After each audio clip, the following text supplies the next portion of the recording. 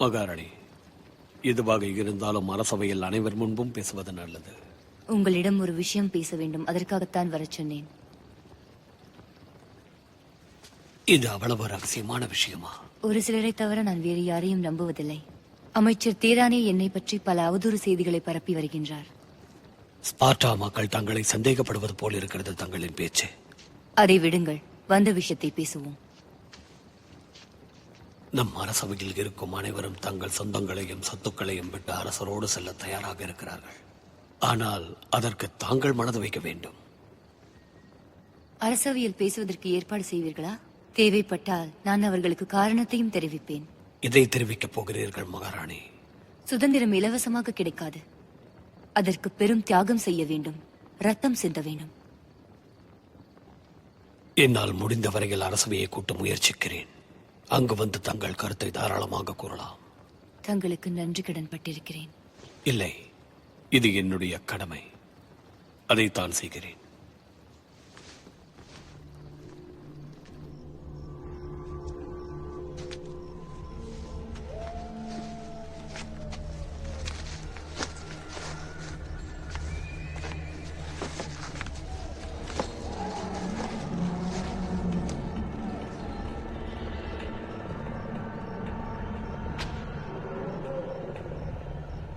அவர்கள் வந்த கப்பல்கள் அனைத்தும் பாறையில் மோதி உடைந்தது. இவர்கள் எப்படி?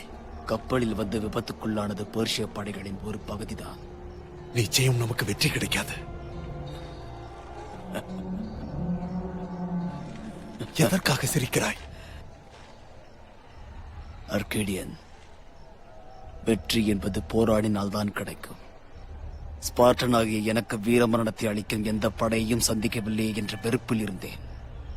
ஆனால் இந்த படை எனக்கு அந்த பாக்கியத்தை கொடுக்கும் என்ற நம்பிக்கையோடு எனது போராட்டத்தை நான் சந்தோஷத்தோடு தொடங்குவேன்.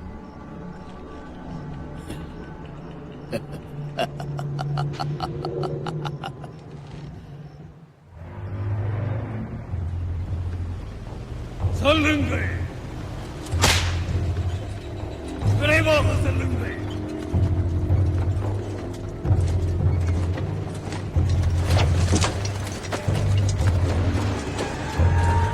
அடிமை நாய்களே,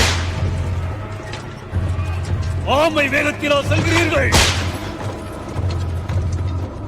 நெல்லுங்கள், மெதுவாக மெதுவாக.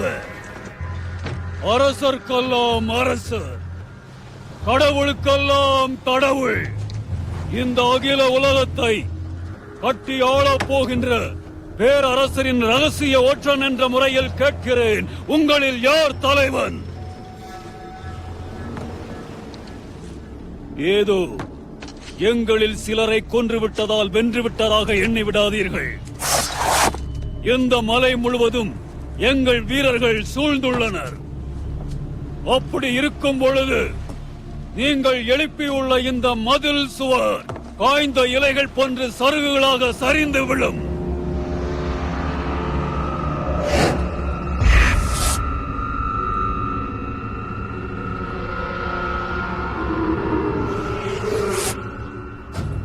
நமது முன்னோர்கள் கிரேக்க நாட்டிலிருந்து எடுக்கப்பட்ட கல்லை கொண்டு இந்த மதில் சுவரை கட்டினார்கள்.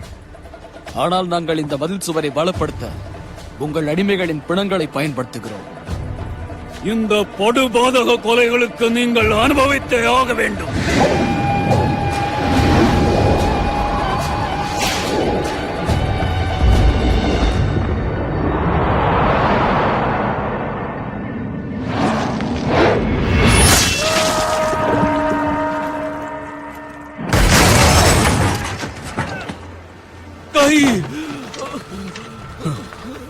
இனி எங்களிடம் வாளாட்டாதே. வெட்டுப்பட்ட கையுடன் ரத்தம் சொட்ட சொட்ட நாங்கள் சந்தித்தது அடிமைகள் அல்ல, சுத்தமான வீரர்கள் என்று உனது மன்னரிடம் போய் சொல். மீறி இங்கிருந்தால் நீயும் மதில் சுவற்றை கல்லாவாய். இல்லை, நீங்கள் அடிமைகள் இல்லை. உங்கள் வீட்டு பெண்கள் அடிமைகளாவார்கள். உங்கள் குழந்தைகள், உங்கள் பெற்றோர்கள், உங்கள் உறவினர்கள் அடிமைகள் ஆவார்கள். ஆனால் நீங்கள் இல்லை. ஏனென்றால் இன்று மதியத்திற்குள் நீங்கள் அனைவரும் பிணமாக போகிறீர்கள். 1000க்கும் மேற்பட்ட எங்கள் பர்ஷியன் படை வீரர்கள் உங்களை சூழ்ந்துள்ளனர். அவர்களின் அம்புகள் உங்கள் இரத்தத்தை உரியப் போகிறது. அதை எப்படியும் சமாளித்து விடுவோம். நாம் நினைத்தது போல் இந்த மலைப்பாதை வழியாக பெர்ஷியன் படைகள் வருவது மிக கடினம். நமக்கு பின்புறமாக வருவதற்கு ஏதேனும் வழி இருக்கிறதா? இல்லை அரசே. அங்கு ஒரு வழி இருக்கிறது. தெற்கு திசை மலைத்தொடரை தாண்டினால் போதும். அது ஆடுகள் வரும் பாதை. அந்த பாதையில் வந்த பெர்சியர்கள் நம்மை தாக்கக்கூடும். ஒரு அடி முன்வைத்தாலும் அவ்வளவுதான். போய்விடு இங்கிருந்து. அரசே, நான் தங்களிடம் தனியாக பேச விரும்புகிறேன். உனக்கு உயிருடன் போக விருப்பமில்லை? சற்று பொறுங்கள் தளபதியாரே.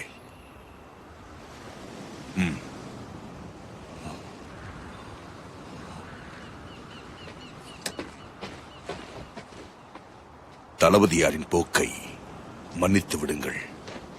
அவர் சிறந்த வீரர், ஆனால் முன்கோபி. இதில் மன்னிப்பதற்கு எதுவுமே இல்லை அரசே. என் நிலைமை தங்களுக்கே புரிந்திருக்கும். இந்த ஸ்பார்டன்களின் கவசம். நான் அஃபியால்டேஸ் ஸ்பார்டாவில் பிறந்தேன். பாசமிகு என் அன்னை நான் பிறந்த போது ஊனமுற்றிருப்பதை கண்டு என்னை இங்கு கொண்டு வந்து விட்டு விட்டார்கள். இந்த கேடயமும் போர் உடையும் எப்படி கிடைத்தது? என் தந்தையினுடையது. தங்களை மண்டியிட்டு கேட்டுக்கொள்கிறேன் அரசே. என்னையும்